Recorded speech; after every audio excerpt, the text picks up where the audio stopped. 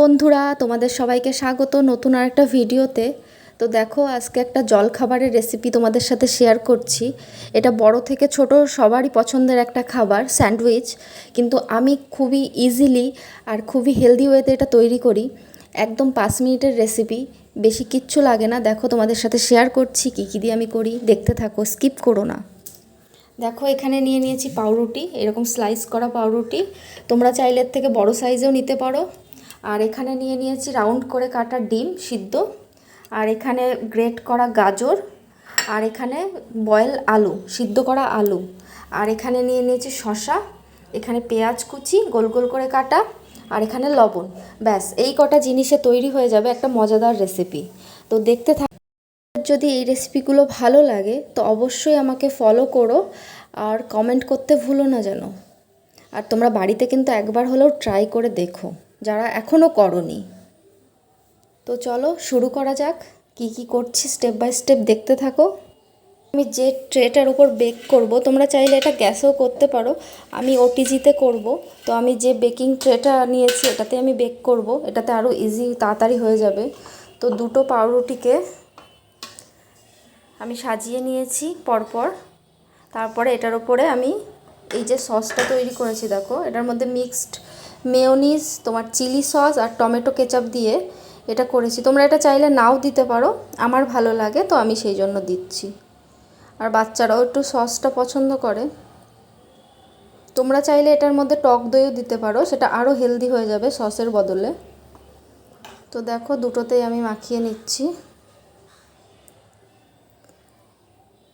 তো আমি তারপরে তোমাদের দেখাচ্ছি কি কি করলাম। তো ভালো করে এটাকে প্লেস করে নিতে হবে। তারপর দেখো, এর মধ্যে নিয়ে নিয়েছি আলু সিদ্ধ একটা বোলের মধ্যে। এটাতে কি করি দেখো, এরপরে দিয়ে দিলাম গাজর। তোমরা তোমাদের পরিমাণ মতো বা তোমাদের ইচ্ছা মতো তোমরা জিনিস কম বেশি করতে পারো। আমি আমার পরিমাণ মতো সব কিছু নিচ্ছি।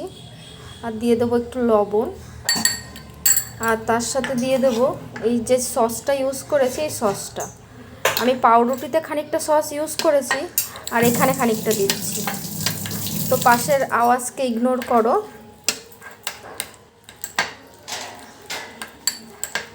এইভাবে আমি আলু আর গ্রেট করা গাজরটাকে যে সসটা বানিয়েছিলাম সেটা দিয়ে ভালো করে মিক্সড করে নিয়ে এখানে প্লেস করে দিয়েছি। দেখো, পাউরুটির ওপরে এইভাবে ছড়িয়ে দিতে হবে।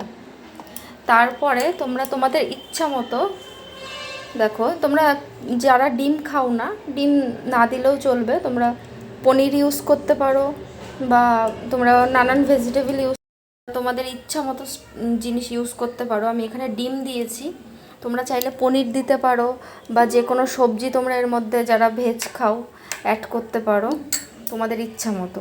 তারপরে এর উপরে দিয়ে দেবো আমি পেঁয়াজ, আর দেবো একটুখানি লবণ। লবণ লাগবে না, তাও লবণটা দিচ্ছি। আর দিয়ে দেব দুটো শসা কুচি, যে রাউন্ড করে রেখেছিলাম যে শসাগুলো, সেটা দিয়ে দিলাম।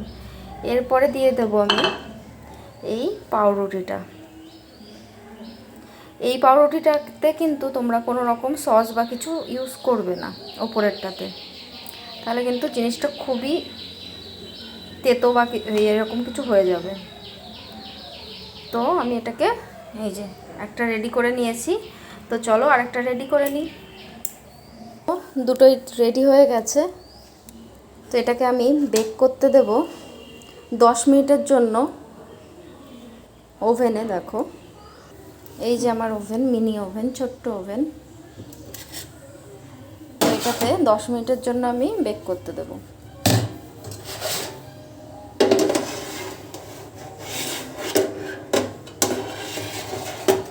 তো এই যে দিয়ে দিলাম। আর এই দেখো 10 মিনিট দেখো সেট করে দিয়েছি, আর টেম্পারেচার তোমার 150। এরপরেই আমি আসছি 10 মিনিট পরে তোমাদের সাথে দেখাতে ফাইনাল লুক কেমন হয়েছে। 10 মিনিট হয়ে গেছে। তো তারপরে তোমাদের মাঝে হাজির হয়েছি আবার। ট্রেতেই রয়েছে, দেখো একটুখানি ঠান্ডা হয়েছে। তো এটাকে তোমরা কিভাবে টিফিনে দেবে সেটাই তোমাদের সাথে দেখাচ্ছি। দেখো, খুবই সুন্দর হয়েছে। এইভাবে তোমরা কেটে নেবে স্লাইস করে। দিয়ে বাচ্চাদের এই যে আমি একটা টিফিন বক্সে তোমাদের দেখাচ্ছি কিভাবে বাচ্চাদের দেবে। এই যে এরপরে তোমরা সস দিয়ে বাচ্চাদের দিয়ে দিতে পারো, তো ওরাও খুশি হয়ে যাবে আর তোমরাও খুশি হবে।